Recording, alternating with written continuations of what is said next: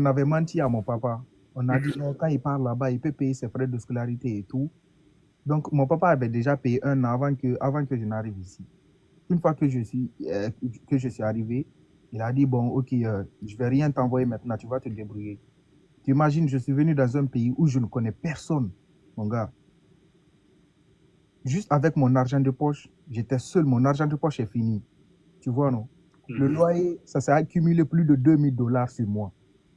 Mon gars, j'étais au cégep, hein, je connaissais personne. Hein. J'étais assis, je pleurais.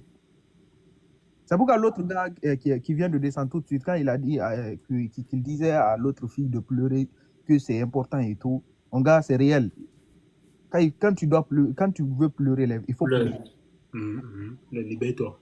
Et au même moment, je vois une autre fille africaine aussi. Une fois, je passais, elle aussi, elle était assise, elle pleurait seule. Tu vois un peu? Mais au fur du temps et tout, bon, mon papa, il a compris et tout. Il a vu que non, c'est pas comme ça et tout. Mais au moment de comprendre ça, moi, j'avais déjà trouvé un boulot. Mes $2000, j'avais remboursé et tout. Je l'ai juste dit, bon, aide-moi à avoir une voiture et tout pour me faciliter le déplacement et tout. Tu vois un peu. Mais avec ça, genre, je suis en colocation avec un ami du cégep aussi. Genre, lui, il est burkinabé et tout. À chaque fois, on parle, on se plaint. Toi-même, tu connais les réalités. C'est chaud sur tout le monde et tout. On se plaint, mais de ouf même. Mais nous, on ne savait pas que non, on avait une chance parce que nous, on paye nos frais de scolarité. Parce que moi, j'ai fait mon cours d'anglais, genre en hiver 2024, avec quelques Africains et tout, parce que c'est le seul cours où j'ai eu d'autres Africains avec moi. Tu vois? Il y avait une fille là-bas. Et une fois, je suis parti au McDo pour acheter à manger et tout, vers minuit. Je la trouve là-bas. Elle travaillait. Tu sais, genre en automne, vers automne 2023 et hiver 2024, ils avaient dit, genre, le gouvernement avait dit pour combler les trucs de travaux là et tout, tu peux travailler n'importe quelle heure tu veux. À ce moment, c'était en vigueur. Donc, tu imagines, du lundi au vendredi, la go travaille de minuit jusqu'à 7 heures. Et 7 heures, elle rentre à la maison, elle prend ses trucs pour partir au cégep. Donc, quand j'ai... Les gars, vous venez d'écouter la vidéo là. La vidéo que vous venez d'écouter là. Vous allez dire peut-être c'est si internet, c'est si... C'est la réalité qui est là devant vous là. C'est la réalité, c'est la pure réalité. Qu'est-ce qui se passe réellement? Les agences d'immigration là. Attendez, venez vous asseoir. Attends, il y a enlevé mes écoutes. Attends, laissez écouter là d'abord. Les agences d'immigration. Qu'est-ce qu'ils disent aux papas? Parce que, écoutez, c'est pas tous nos papas ou bien c'est pas tous nos parents qui sont allés à l'école. C'est pas tout le monde qui est allé à l'école, c'est pas tout le monde qui connaît les réalités. Et il y a d'autres qui écoutent la masse. Donc, si ton papa, il va dire, bon, faut venir avec ton papa à l'agence. Je vais l'expliquer au vieux parce que le vieux, peut-être, il va comprendre facilement. Quand le vieux arrive, ou bien la vieille arrive, qu'est-ce qu'il dit, l'agent d'immigration? Lui, il veut vendre ses services. Donc, il va dire, hey, papa, lui là, faut grouiller, tu vas avoir l'agent de la première session pour lui donner. Même si c'est $10 000, même si c'est $15 000, il va dire, papa, faut grouiller, tu vas avoir l'agent de la première session. Moi, j'ai plusieurs étudiants, je les ai fait partie au Canada. Et ils n'avaient même pas l'argent de la première session, mais ils ont grouillé jusqu'à ils ont payé les études. Et aujourd'hui, ils sont bien au Canada. Ça va. Donc là, faut grouiller seulement, tu vas avoir l'argent de la première session. Lorsque tu as l'argent de la première session, il arrive, quand il finit la première session, là, il peut se débrouiller pour trouver un travail et puis lui-même va payer ses études plus tard. Donc le papa lui dit quoi? Mais si c'est pour se sacrifier pour juste une session, même si c'est $15 000, si c'est pour se sacrifier pour une session, payer le billet d'avion, payer tout, et puis il va partir et arriver là-bas, il va se débrouiller, mais c'est bon. Donc, le père, lui, il se sacrifie, lui, il peut vendre même ses parcelles, il peut vendre ses biens, une partie de ses biens, pour te donner, parce que tu es son enfant, il veut que tu ailles faire des bonnes études et tu vas dans un pays bien comme le Canada. Et tu embarques, tu viens au Canada ici. Maintenant, quand tu arrives ici, tu vois la réalité. Quand tu arrives ici, tu vois la réalité. Quand je fais les vidéos et puis je donne moi-même mes cas et tout là, c'est pas parce que j'ai envie de m'exposer. C'est pas parce que j'ai envie de m'exposer. Moi, je peux garder ça. Mais quand je donne mes cas, c'est pour ces genre de situations-là. Faites attention. Faites attention. Regarde le gars, il est en train de parler. Il dit que il a accumulé l'argent de loyer. Moi, comment je suis arrivé ici, là, mon père m'envoyait l'argent. Hein? Mon père m'envoyait l'argent pour payer les loyers. Je n'ai jamais accumulé loyer, même un mois.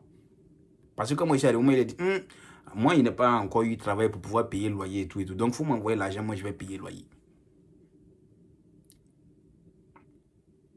Il y a plusieurs parents qui ont été blagués par les agents d'immigration et les enfants ont un problème ici au Canada. S'il vous plaît, si tu es un parent et puis tu regardes cette vidéo-là, si un agent d'immigration te dit, ah non, t'inquiète, il y a beaucoup d'enfants là-bas, ils sont là, ils se débrouillent.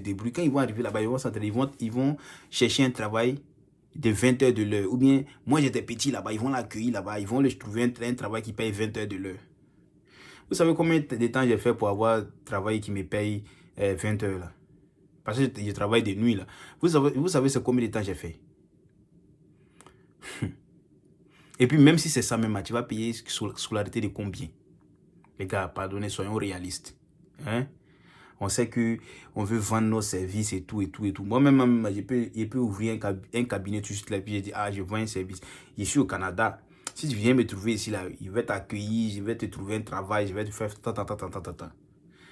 Et les gens vont me croire. Je vous assure, les gens vont me croire. Ils vont donner leur argent. Combien de dollars? Combien de mille de dollars? Tu fais les procédures. Ils arrivent ici, tu les abandonnes. Ils sont livrés à eux-mêmes. C'est grave. C'est grave. Parce que les réalités du Canada, ce n'est pas les réalités de la Côte d'Ivoire, ou bien les réalités de la Guinée, ou bien les réalités du Burkina, ou bien les réalités du Cameroun. Non. Ici, là, il n'y a pas à faire de on s'est débrouillé.